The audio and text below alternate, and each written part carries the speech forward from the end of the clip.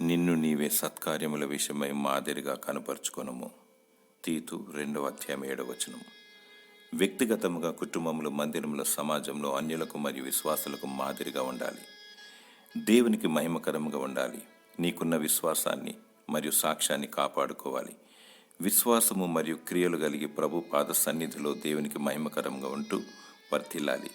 క్రియలు లేని విశ్వాసము మృతము. దేవుని వాక్యాన్ని అనుదినం ధ్యానించాలి. వాక్యానుసారముగా జీవించాలి. అందరూ నీలో క్రీస్తును చూడాలి. ఎన్ని సమస్యలు వచ్చినా, ఎంత కష్టం వచ్చినా త్యాగము చేయము, ఓర్చుకొనుము, సహించుము.